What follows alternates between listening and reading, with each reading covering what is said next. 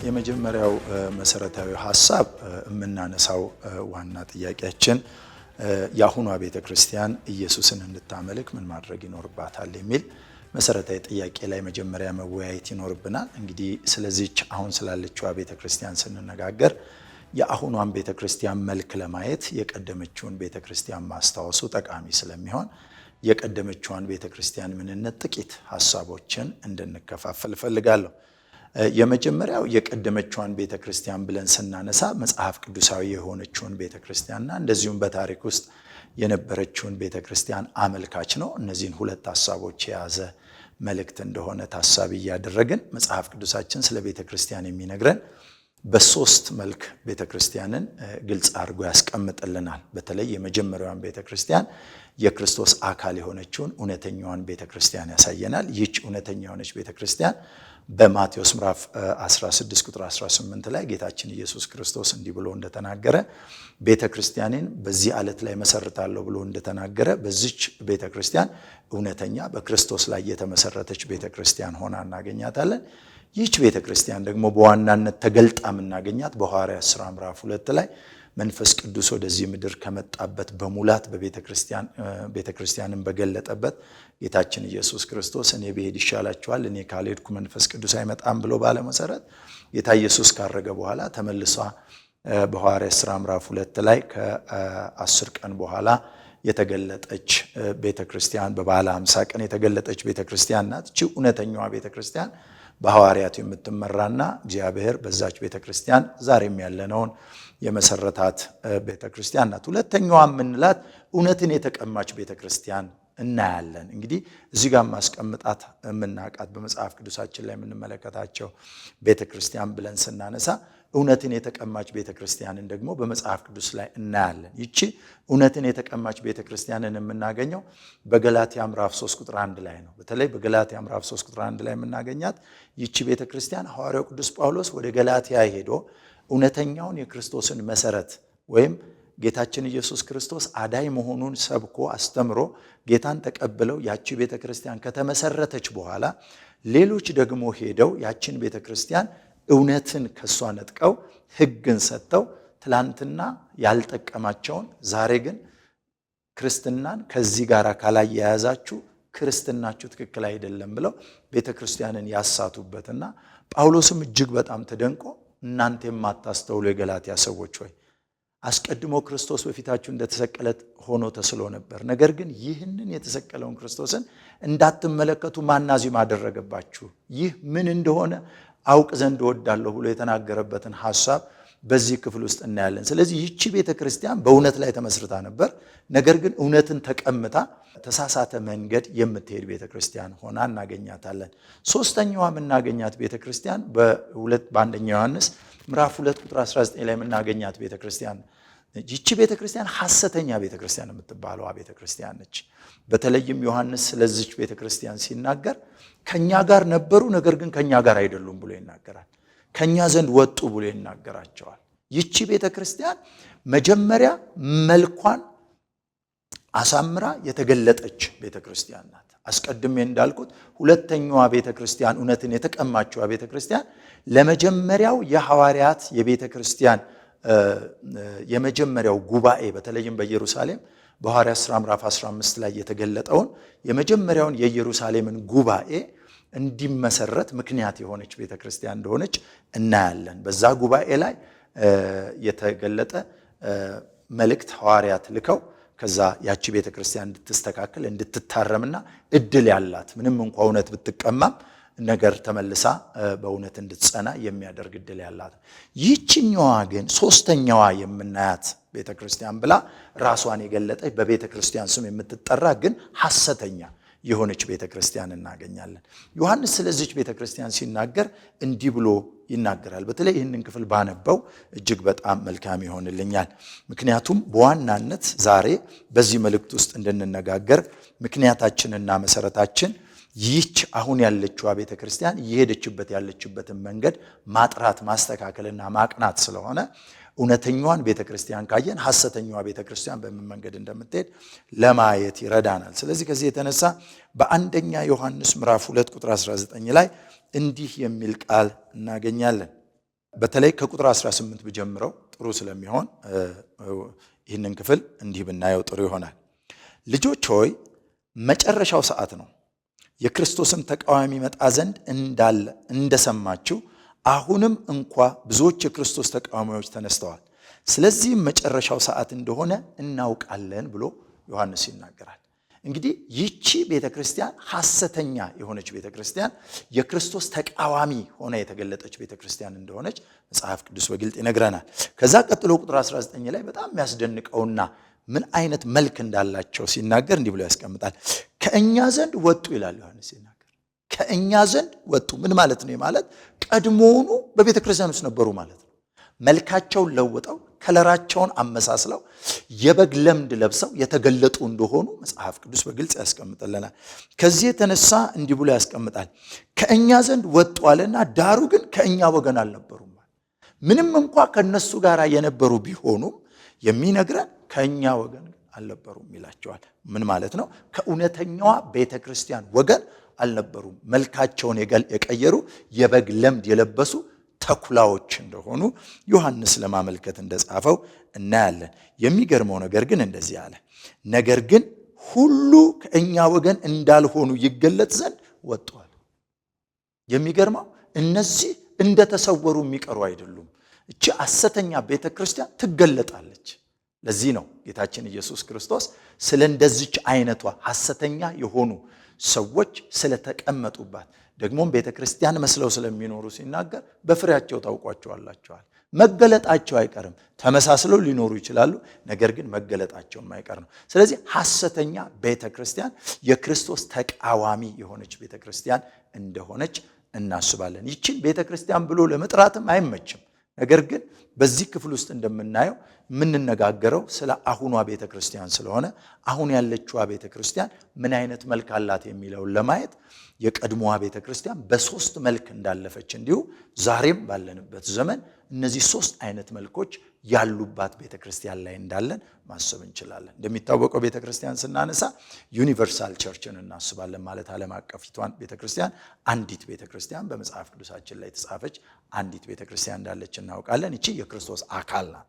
ደግሞም አጥቢያዊ የሆነች ደግሞ ቤተክርስቲያን አለች። እቺ አጥቢያዊ የምንላት በየቦታው በየአካባቢው በቀድሞ ቤተክርስቲያን በገላትያ ያለች፣ በኤፌሶን ያለች እንዲህ ያለ አካባቢዋን የሚገልጥባት እኛ አገር ጋር ደግሞ ስናመጣው ምናልባትም በክልሎቻችን ላይ መገኘቷ እንደዚሁም በኢትዮጵያ በአዲስ አበባ በተለያዩ ቦታዎች ላይ ሎኬትድ የሆነችውን ኤሪያውን ያማከለ ስያሜ ተሰጣት። ምናልባት በእኛ ልምምድ ውስጥ የተለያየ ስም ልንሰጥ እንችላለን። በቀድሞ ቤተክርስቲያኖች በአባቶቻችን ዘመን ያሉትን እንደዚሁም አሁንም ያለችዋን የተለያየ ስም ያላትን ቤተክርስቲያን ልናስታውስ እንችላለን። እንደዚሁም አዳዲስ ቤተክርስቲያኖችን ልናስታውስ እንችላለን። ይሄ ሎኬሽንን፣ አካባቢን፣ ቦታን ማዕከል ያደረገ ስም የተሰጣቸው ናቸው። ስለዚህ ቤተክርስቲያንን ስናስብ አንዲት ቤተክርስቲያን አለች፣ አጠቃላይ ቤተክርስቲያንን ማዕከል ያደረገች። እንደዚሁም ደግሞ አጥቢያ ቤተክርስቲያን አለች፣ ይህንን ያማከለ። ይህ ሆኖ ማሰብ ያለብን አስቀድመን እንዳልነው ቤተክርስቲያን ብለን ስናስብ እውነተኛ ቤተክርስቲያን አለች፣ እውነት የተቀማች ቤተክርስቲያን አለች፣ ሐሰተኛ ደግሞ ቤተክርስቲያን የሚል ስም የያዘች ቤተክርስቲያን እንዳለች ማሰብ ይኖርብናል። እና ከዚህ አንጻር ነገሮችን በደንብ ማየት ጠቃሚ ይሆንልናል። ወደ ሁለተኛው ሐሳቤ ልሂድ። ወደ ሁለተኛው ሐሳቤ ስንሄድ ይህች ቤተክርስቲያን ይህንን መልክ ካላት አሁን ባለንበት ዘመን ላይ ቤተክርስቲያን የሚጠይቃት አንድ መሰረታዊ ነገር አለ። ይህቺ ቤተክርስቲያን ኢየሱስን እንድታመልክ ምን ማድረግ አለባት? የኛ ጥያቄ ወሳኝ የሚሆነው እዚህ ጋር ነው። ይህች ቤተክርስቲያን ብለን ስናነሳ ኢየሱስን እንድታመልክ ምን ማድረግ ይኖርባታል? አሁን ዋና ፖይንቶችን እናንሳ። አንደኛ እውነተኛዋ ቤተክርስቲያን፣ ሁለተኛ እውነትን የተቀማችዋ ቤተክርስቲያን፣ ሶስተኛ ሐሰተኛዋ ቤተክርስቲያን። ሐሰተኛዋ ቤተክርስቲያንን በተመለከተ ምናልባት በኋላ ላይ በምናነሳው የትምህርት ሂደት ላይ ወይም የጥያቄ ምላሽ ላይ መልሱን እናስቀምጣለን። ነገር ግን አስቀድመን እንዳልነው እውነተኛዋ ቤተክርስቲያንና እውነትን የተቀማች ብለን የምንላት ቤተክርስቲያን እንዴት አድርጋ ኢየሱስን ማምለክ ይኖርባታል? እውነቱን ለመናገር የቤተክርስቲያን ዋና ዓላማና ዋና ወደዚህ ምድር የመምጣቷ ታርጌት እግዚአብሔርን ማምለክ ነው፣ አምልኮ ነው። ዋነኛው የቤተክርስቲያን በዚህ ምድር ላይ የመኖሯ ትርጉም አምልኮ ነው። እግዚአብሔርም እንደምታውቁት እስራኤልን ሲጠራ የጠራበት መንገድ ይሄ ነው። መጽሐፍ ቅዱሳችን በግልጽ እንደሚናገረው እስራኤላውያንን ከአንድ ቤተሰብ እንደዚሁ ሕዝብ አድርጎ በግብፅ ምድር ላይ ወደ 2 ሚሊዮን የሚያክል ቁጥር አድርጎ ካወጣቸው በኋላ የነገራቸውን ቃል ስንመለከት እጅግ በጣም የሚያስደንቅ ነው። ይሄ ስለ ዛሬዋ ቤተክርስቲያን ስናነሳ፣ ስለ አምልኮ ስናነሳ ወደ ኋላ ተመልሰን እንድናስብ የሚያደርገን መሰረታዊ ጭብጥ ነው። ምክንያቱም ቤተክርስቲያን በብሉይ ኪዳን በዋናነት ከአምልኮ አንጻር ተገልጣ የምናገኛት እስራኤልን ስለሆነ ከእስራኤል እውነት አንጻር እስራኤል ሆና እንድትኖር እግዚአብሔር መንገድ ያደረገበትን መሰረታዊ ሐሳብ ጴጥሮስ በአንደኛ ጴጥሮስ ምዕራፍ 2 ላይ ከ9 እስከ 10 ባለው ላይ እናንተ ግን ከጨለማ ወደሚደነቀው ብርሃኑ የጠራችሁን የእርሱን በጎነት እንድትነግሩ የተመረጠ ትውልድ፣ የንጉሥ ካህናት፣ ቅዱስ ሕዝብ፣ ለርስቱም የተለየ ወገን ናችሁ ብሎ የተናገረበትን ሐሳብ ያማከለ በዘጸአት ምዕራፍ 19 ላይ የተገለጠ እስራኤል ሆና እንድትመጣ እግዚአብሔር ያደረገበት መሰረታዊ ምክንያት አለ። እሱን ማስታወሳችን አሁን ያለችዋ ቤተክርስቲያን እግዚአብሔርን እንድታመልክ ምን ማድረግ እንዳለባት የሚያሳየን እውነት ሆኖ እናገኘዋለን። እንግዲህ እነዚህን ነገሮች ስናነሳ አሁን ያለችዋ ቤተክርስቲያን በተለይም እውነተኛዋና እውነትን የተቀማችው ይህች እውነትን የተቀማች ቤተክርስቲያን እድል አላት። አውቃ ሳይሆን ስታ ነው፣ አስተዋትም ስለሆነ ስለዚህ እግዚአብሔር እድል ይሰጣታል። እንደገና ተመልሳ እግዚአብሔርን የማምለክን አደራና የማምለክን ኃላፊነት እንድታደርግ ይፈልጋል። ጥያቄያችንም በዋናነት አሁን ያለችዋ ቤተክርስቲያን እውነተኛዋና እውነትን ተቀምታ ነገር ግን እውነት መቀማቷን ሳታውቅ እግዚአብሔርን እያመለከች እየመሰላት የምትሄድ ወደ እውነት መመለስ እንድትችል እንዲረዳት ለማገዝ የምናደርገው ትጋት ነው። በዚህ ጥያቄ መልስ ውስጥ የእስራኤልን ታሪክ ማስታወስ በጣም ጠቃሚ ነው። እንደሚታወቀው እግዚአብሔር አብርሃምን በዘፍጥረት ምዕራፍ 12 ላይ ጠራ። በዘፍጥረት ምዕራፍ 12 ላይ ከጠራው በኋላ ቀጥታ በአብርሃም አማካኝነት ከዘፍጥረት 12 እስከ 24 ባለው ታሪክ ውስጥ ቤተሰቡን ይዞ ሄደ። ከሱ ቀጥሎ ይስሐቅ መጣ። ይስሐቅ ከዘፍጥረት ምዕራፍ 24 እስከ 35 ድረስ ባለው ታሪክ ውስጥ የይስሐቅን ታሪክ እናገኛለን። ከይስሐቅ በኋላ ያዕቆብ ነው። እንደሚታወቀው የዘፍጥረት መጽሐፍ ከ1 እስከ 11 ያለውና እንደዚሁም ደግሞ ከ12 እስከ 50 ያለው ክፍል የፍጥረትንና የአበውን ታሪክ እየነገረን የሚያልፍ ነው። በዚህ ሁሉ ውስጥ እግዚአብሔር ዓላማ ስላለው እንዴት አድርጎ የእስራኤልን ሕዝብ እንደመሰረተ ከአብርሃም ከቤተሰብ ጀምሮ እያበዛቸው እንደሄደ በያዕቆብ አማካኝነት 70 ነፍስ ወደ ግብፅ ምድር ገብቶ እስራኤል የሚባልን ሕዝብ በተለይም በዘፍጥረት ምዕራፍ 32 ላይ እንዲህ የሚል መልእክት ስላስቀመጠ ያዕቆብ እግዚአብሔር ስሙን እንደለወጠና ያዕቆብ መባሉ ቀርቶ እስራኤል እንዲባል በሰጠው ኪዳናዊ ቃል መሰረት እስራኤል ኔሽን ሆኖ ወይም ሕዝብ ሆኖ እንደተመሰረተ ያ 70 ነፍስ በዮሴፍ አማካኝነት ወደ ግብፅ ከገባ በኋላ በቀጥታ በግብፅ ምድር ላይ ወደ 600,000 አባወራ ምናልባትም አባወራ የሚለውን በቤተሰብ ካውንት ብንወስደው ወደ 2 ሚሊዮን በአማካይ ሊቆጠር የሚችልን ሕዝብ ከግብፅ ምድር እንዳወጣቸው በመጽሐፍ ቅዱሳችን በዘጸአት መጽሐፍ ላይ እናስተውላለን። እንግዲህ የዘጸአት መጽሐፍ መልእክት ይሄ ነው። ዋናው ዓላማ እግዚአብሔር ለምንድን ነው ይህንን ቤተሰብ በዛ ምድር ላይ ያበዛው ብለን ስናነሳ ዋናው መልእክት እዚህ ጋር ነው መሰረት የሚይዘው።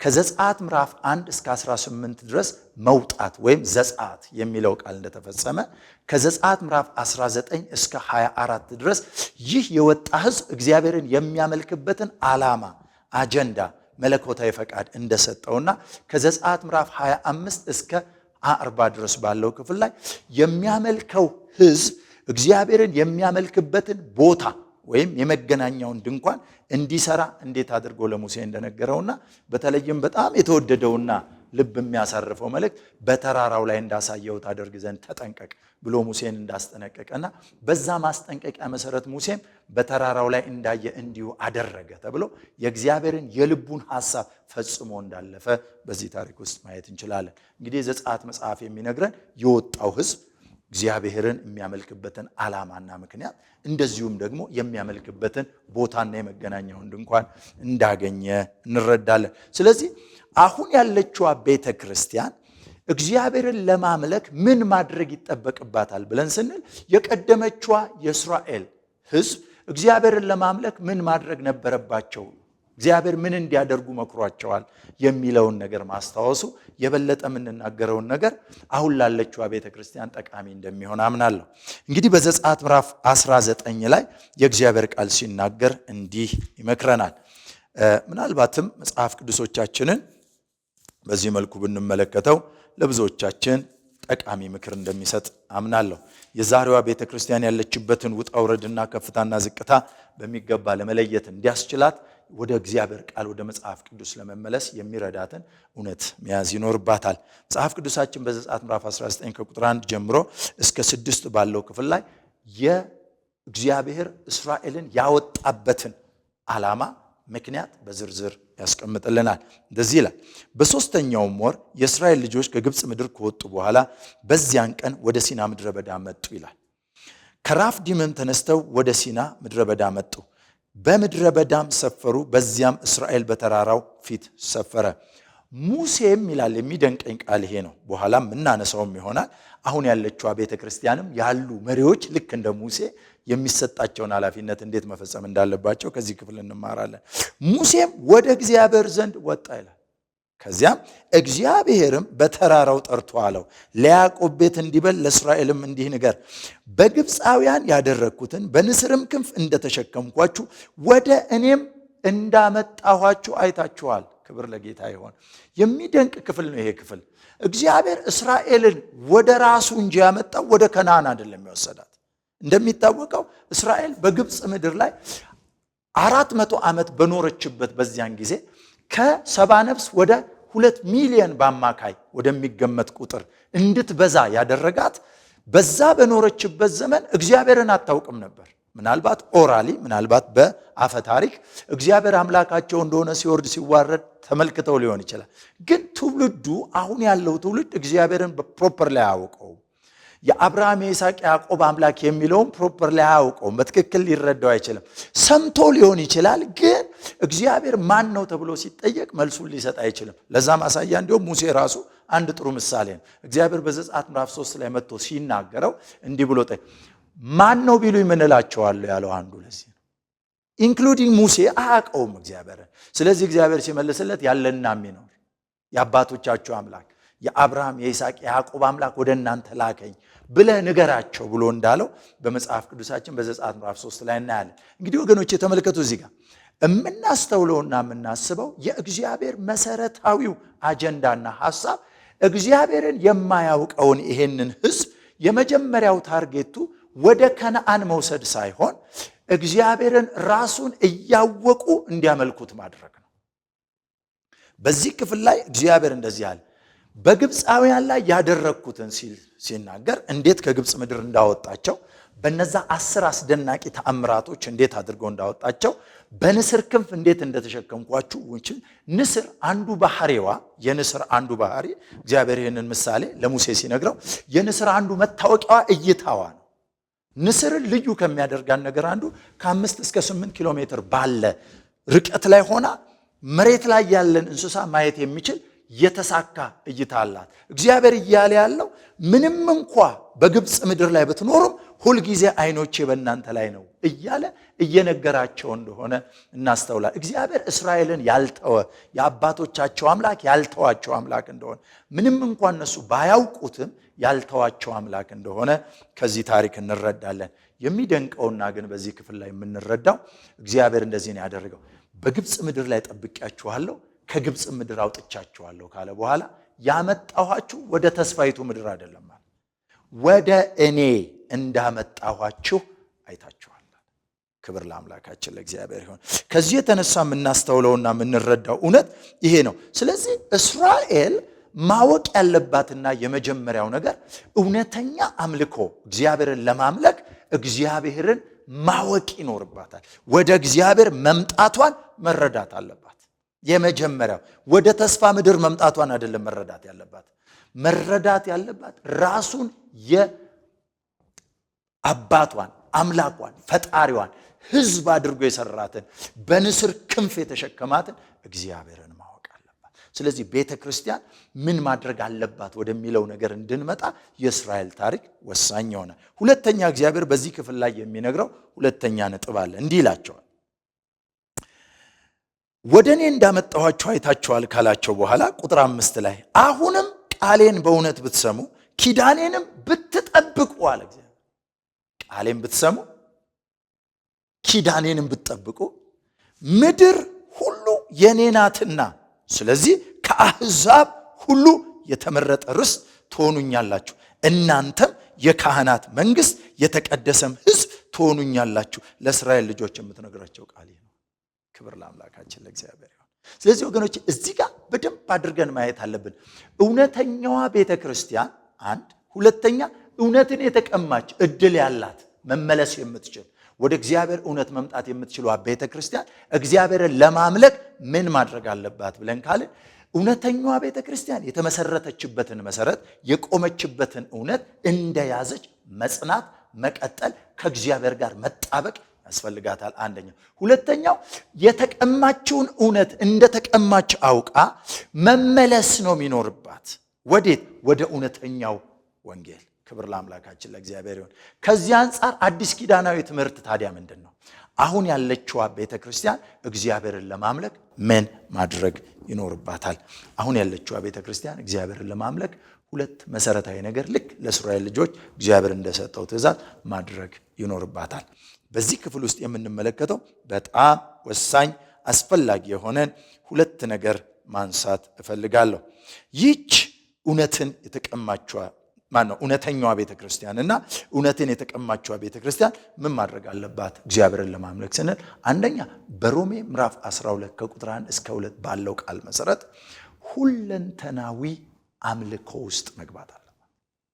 እግዚአብሔርን ለማምለክ የእግዚአብሔር ቃል በሮሜ ምዕራፍ 12 እንዲህ ብሎ ነው የሚነግረን። እንግዲህ ወንድሞች ሆይ ሰውነታችሁን እግዚአብሔርን ደስ የሚያሰኝ ሕያው ቅዱስም መስዋዕት አድርጋችሁ ታቀርቡ ዘንድ በእግዚአብሔር ርኅራኄ እለምናችኋለሁ ይላል ሐዋርያው ቅዱስ ጳውሎስ። ይህንን ትምህርት ለሮሜ ቤተክርስቲያን በሚነግርበት ጊዜ ያቺ ቤተክርስቲያን በእውነት ላይ የቆመች እውነትን የያዘች በቀጣይነት ምን ማድረግ እንዳለባት የሚያመለክት ሐሳብ እንደሚነግራት በብዙዎቻችን ዘንድ ግንዛቤው እንዳለ አውቃለሁ። የገላትያንም ቤተክርስቲያን የሚመክረው ይሄንን ነው። እንዴት ፈጥናችሁ ክርስቶስን ከመመልከት ዘወር አላችሁ ካለ በኋላ በሐዋርያት ሥራ ምዕራፍ 15 ላይ የሚነግረው በዛን ጊዜ በተነሳው ክርክርና ሙግት መሰረት የቤተክርስቲያን አባቶች እነ ጴጥሮስ እንደዚሁም ደግሞ በዛን ጊዜ የነበረው ያዕቆብ የጌታ ወንድም የሆነው ያዕቆብ ሐዋርያው ተነስቶ የተናገረው ይሄንን ነው። ከዚህ በኋላ ቤተክርስቲያንን ልናስጨንቅ አይገባንም። ቤተክርስቲያን ልትከተለው የሚገባት አንድና መሰረታዊ ነገር ቢኖር ከዝሙት እንዲርቁ፣ ከታነቀ ነገር እንዲርቁ፣ እንደዚሁም ከወንጌል እንዳይርቁ በተቀበሉት እውነት እግዚአብሔርን እያመለኩ እንዲኖሩ እኛና መንፈስ ቅዱስ ወስነናል ብሎ ነው ውሳኔያቸውን የላኩላቸው። የሚገርመው ያንን ታሪክ ሐዋርያት ሥራ ምዕራፍ 15 ላይ ሄደን ስናነብ የሚመልስልን እንደዚህ ነው። ቤተክርስቲያንንም ደስ አሰኙ ነው የሚለው። ይሄ ትምህርት በገላትያ ቤተክርስቲያን ላይ ደስታንና እረፍትን ወደ እውነት እንደመለሳት፣ እድል እንደሰጣት፣ የተቀማችውን እውነት እንደመለሰላት በዚህ እውነት መረዳት እንድንችል ያደርገናል። ስለዚህ እውነተኛዋም ቤተክርስቲያን ደግሞ እውነትን የተቀማች ቤተክርስቲያን ወደ እውነት ተመልሳ እግዚአብሔርን ለማምለክ፣ ኢየሱስን ለማምለክ፣ መንፈስ ቅዱስን ለማምለክ፣ የሥላሴ አምላክ ሆና ለመቀጠል ምን ይጠበቅባታል ብለን ስንል አንደኛ ሁለንተናዊ ተሰጥቶ የመስጠት ህይወት ሊኖራት ያስፈልጋል። እግዚአብሔር ምንድን ነው ያላት እዚህ ጋር? ወደ እኔ አምጥቻችኋለሁ፣ ስለዚህ እኔን እያወቃችሁ እኔን በማምለክ ልትቀጥሉ ይገባል። ወገኖቼ ይህንን ነገር ስናስብ በጣም ማስተዋል ያለብን እስራኤል የሳተችበትን መንገድ ስናስታውስ የምናስተውለው እዚህ ጋር በሆሴ መልእክት ላይ የምናየው በትንቢተ ሆሴ ላይ የምናየው ሕዝቤ እውቀት ከማጣቱ የተነሳ ጠፍቷል። እግዚአብሔርን አለማወቅ ያጠፋል። ሆሴ ምዕራፍ 4 ቁጥር 6 ላይ ሕዝቤ እውቀት ከማጣቱ የተነሳ ጠፍቷል። ሕዝቡን ያጠፋው ሰይጣን አይደለም። አንድ ሕዝቡን ያጠፋው ኃጢአት አይደለም። ለምን ካላችሁ በዚህ ባለንበት በአዲስ ኪዳን ዘመን አሁን ያለችው ቤተክርስቲያን ያጠፋት ምንድነው ብለን ብናነሳ ሁለት ዋና ነገር ልናት ሰይጣን እንዳንል ለሰይጣን መፍትሄ ተገኝቶለታል። አንደኛ ኢየሱስ ክርስቶስን ስሙን ሰጥቶናል። በስሜ አጋንንትን ያወጣሉ ብሎናል። ስለዚህ በሰይጣን ላይ ስልጣን አለ። አንድ የአሁኗ ቤተክርስቲያን እድል አለ። ሁለተኛ ኃጢአት ነው እንዳንል የልጁ የኢየሱስ ክርስቶስ ደም ከኃጢአት ሁሉ ያነጻናል ብሏል። ስለዚህ ኃጢአትን መፍትሄ አግኝቷል። መፍትሄ ያጣው እውቀት ማጣት ነው። ምን አይነት ዕውቀት? እግዚአብሔርን አለማወቅ። ሆሴዕ 6 ላይ ሲናገር እንወቅ እናውቀውም ዘንድ እግዚአብሔርን እንከተላል።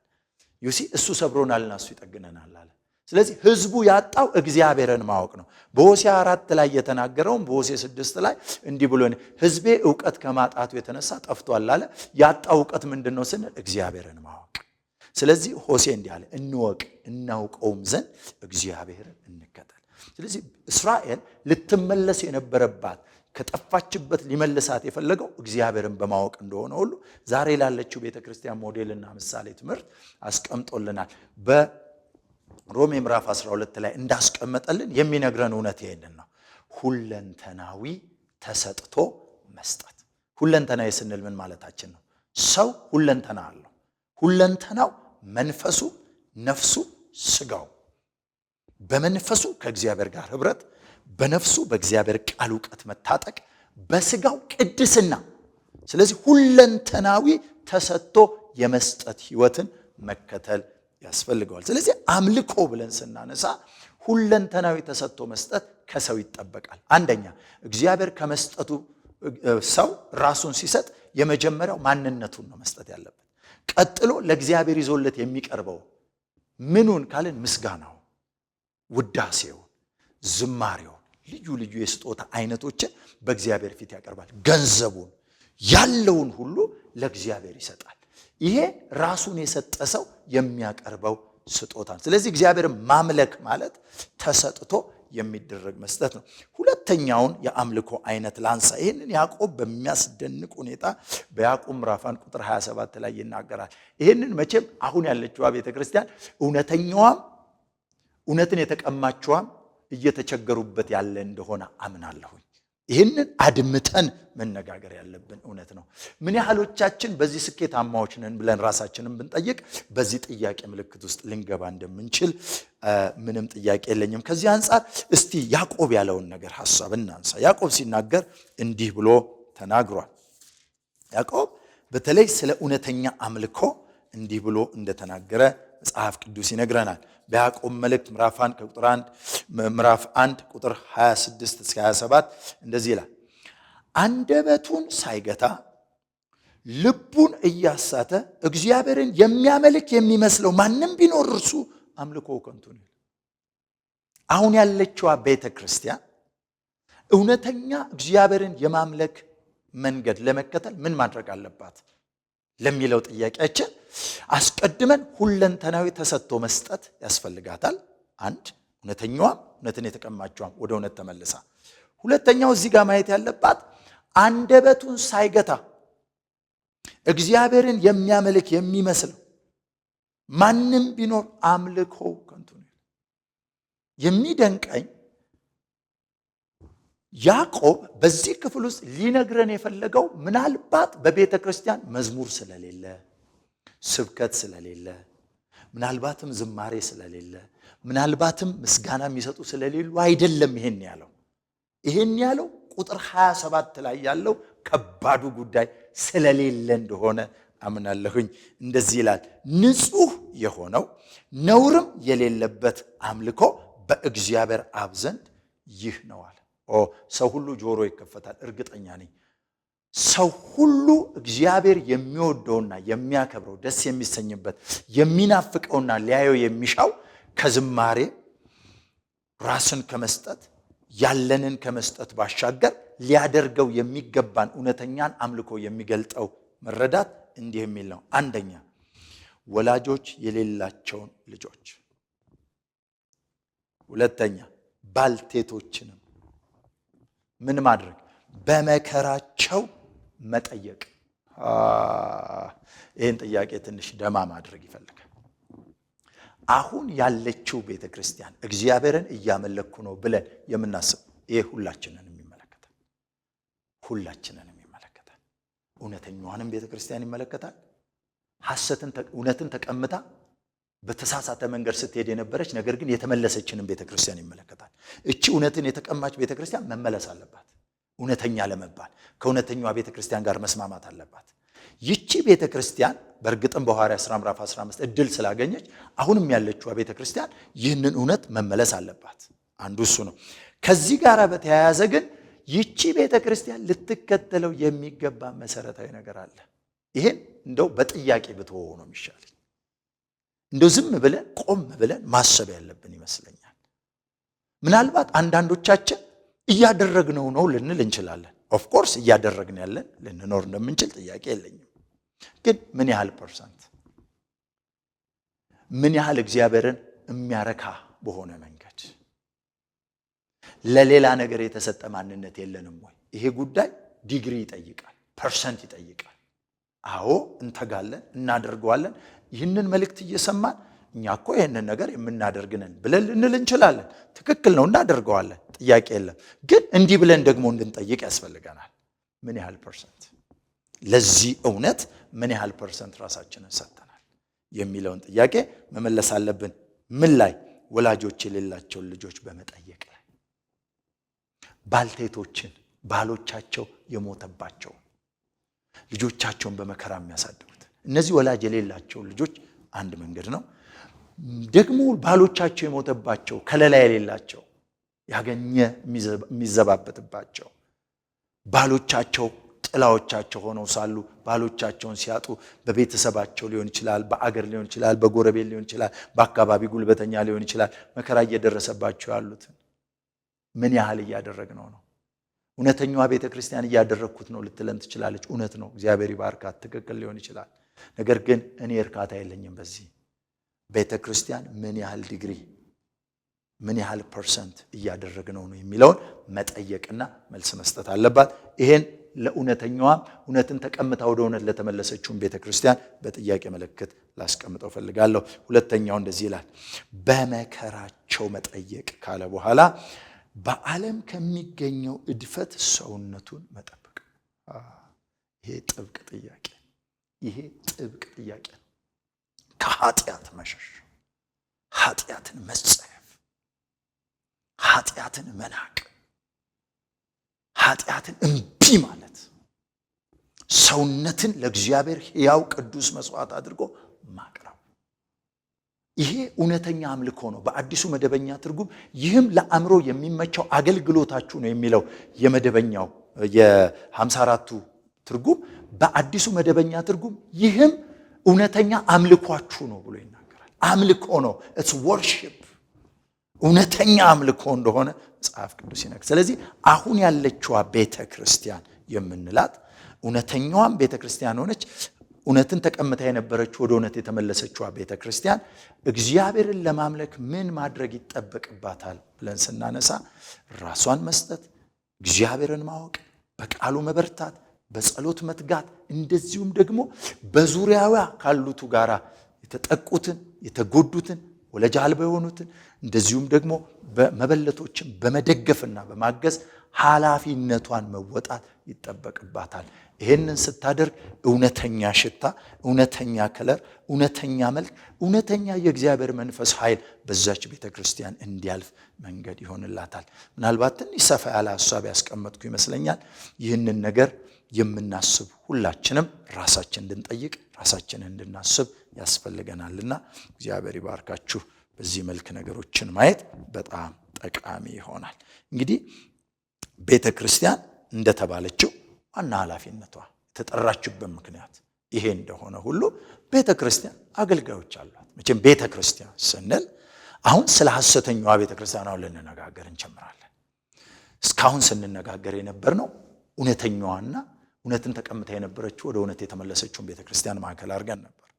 አሁን ደግሞ በእውነትም ቤተክርስቲያን ውስጥ ይሁን እንደዚሁም እውነትን ተቀምጣ የነበረችው ወደ እውነት ወደ ተመለሰችው ቤተክርስቲያን ስንመጣ አገልጋዮች ጌታን በስንት ሸጡት? ደግሞ ስለምን ሸጡት? እንደዚሁም ደግሞ እድል ፈንታቸውስ ምንድን ነው? ይህን ጥያቄ መጠየቅ በጣም ጠቃሚ ነው። በጣም ጠቃሚ ነው።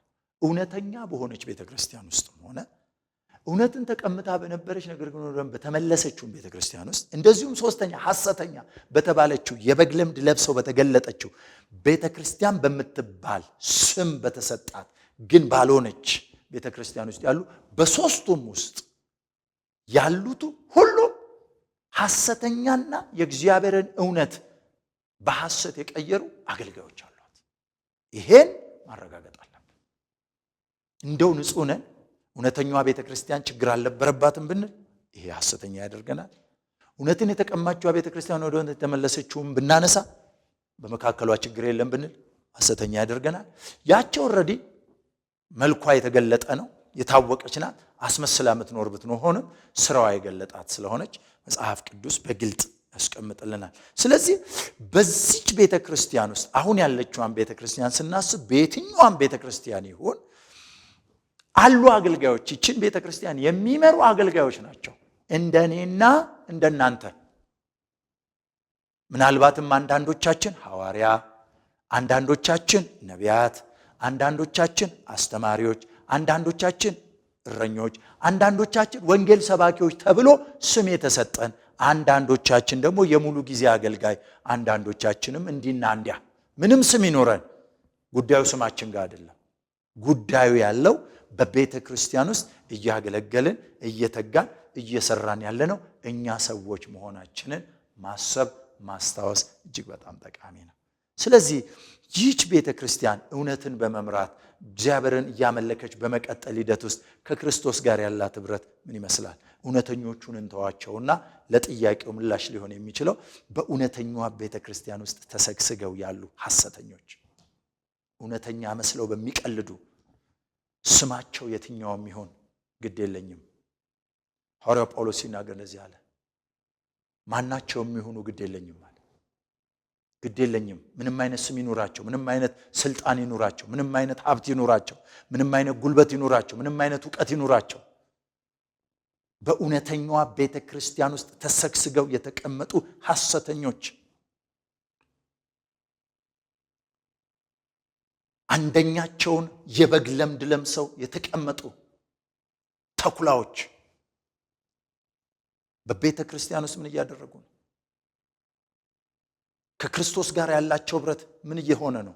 እነሱስ እንዴት እያደረጉ ነው? ደግሞስ በሌሎች ላይ ምን አይነት ተጽዕኖ እያመጡ ነው? ይህንን ማንሳት አሁን ያለችዋን ቤተ ክርስቲያን አይን የሚከፍት እውነት ሊሆን እንደሚችል ጥያቄ የለኝም። ራሳችንን አጥርተን እንድንመለከት የሚያደርገን ሊሆን እንደሚችል ጥያቄ የለኝም። መቼም ይህን ስናነሳ እንግዳ ትምህርት እንደማናስተምር፣ አዲስ ትምህርት እንደማናወራ ለብዙዎቻችሁ ግልጽ እንደሚሆን ተስፋ አደርጋለሁ።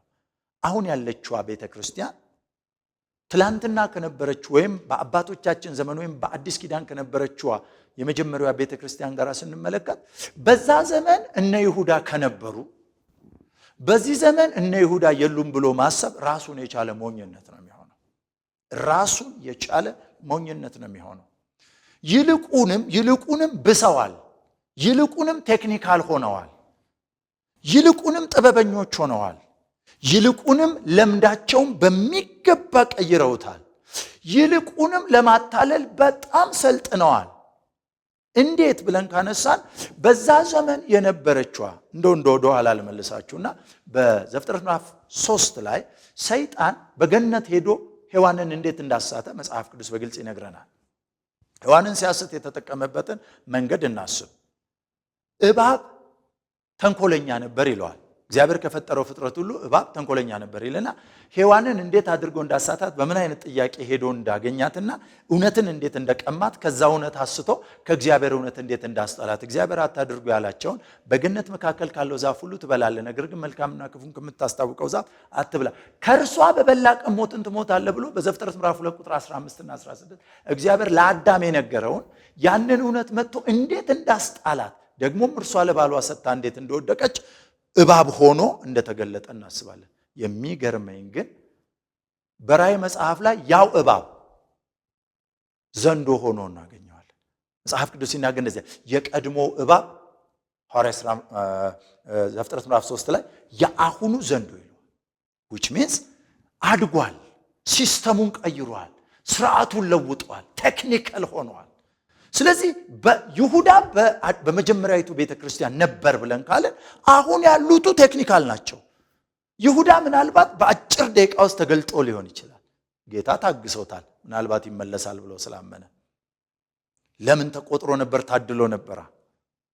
የሚደንቀው ነገር የአሁኖቹ እስከማይታዩ ድረስ ልንረዳቸው እስከማንችል ድረስ በቤተ ክርስቲያን ውስጥ የበግ ለምድ ምናልባት ሌላ አማርኛ ካለው ፈልጉለት ቴክኒካቸውን ቀይረው የቀድሞ እባብ ያሁኑ ዘንዶ እንደሆነ ሲስተማቸውን ቀያይረው ትሁታን መስለው ራሳቸውን መሬት አንጥፈው የስንቱን ነፍስ እንደበሉ የስንቱን ህይወት እንዳበላሹ የስንቱን ነገር እንዳቆሸሹ ማየት የምንችልበት ጊዜ ላይ እንደሆነ ይሄ ጥያቄ ያለው እውነት ነው።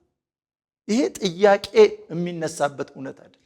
የሚታወቀው ማናችንም የምናውቀው ምንም እውነተኛ ቤተክርስቲያን ብንሆን ምንም እግዚአብሔር እድል ሰጥቶን የመመለስ አግኝተና ብንል እንኳን ይህ እውነት ዛሬ በቤተክርስቲያን እንዳለ ሁላችንም የምናውቀው ጉዳይ።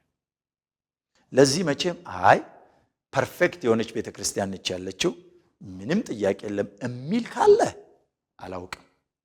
ራሳችንን ማየት ይኖርብናል። መጽሐፍ ቅዱስ ራሳችንን ብንመረምር ባልተፈረደብን ነበር ስለሆነ የሚለው እውነተኛ ነኝ የምንል ቤተክርስቲያንም እንኳን ብንኖር ራሳችንን ማየት፣ ራሳችንን መመርመር፣ ራሳችንን መፈተሽ ጤናማነት ነው። ይሄ ደግሞ ጽድቅ ነው። ይሄ ደግሞ አጥፍቻለሁ፣ ስቻለሁ፣ መለሳለሁ ማለት ጨዋነት ነው፣ ደግነት ነው፣ እግዚአብሔርን ማክበር ነው፣ እውነተኛ አምልኮም ነው። ስለዚህ የሳተ ይመለሳል፣ የጠፋ ይገኛል። የእግዚአብሔር አጀንዳና ዓላማ መገሰጽ መመለስ ስለሆነ ሊመልሰን እንጂ ሊያጠፋን እንዳልሆነ እንድናይ ያደርጋል። ስለዚህ ይሄንን እውነት ስንነጋገር ቅር ሊለን የሚገባ መሆን የለበትም። እውነት እኮ ነው ብሎ ራስን ማየት ጨዋነት ነው። ምንድነው የሚያወሩት ምንድነው የሚናገሩት ብሎ ራስን ለመኮነን ማለት ራስን ያልተገባ ማንነት ሰጥቶ ለመፈግፈግ መሆን የለበትም። የምንናገረው እውነትን በፍቅር ነው ወገኖቼ። ይሄ እውነት ነው፣ ግን የምንናገረው በፍቅር ነው። መጽሐፍ ቅዱሳችን በኤፌሶን ምዕራፍ 4 ላይ የሚነግረን ይሄንን ነው። እውነትን በፍቅር እንድንይዝ እውነት ነው፣ ግን በፍቅር እንያዝ። የዚህ ፕሮግራምም ዓላማ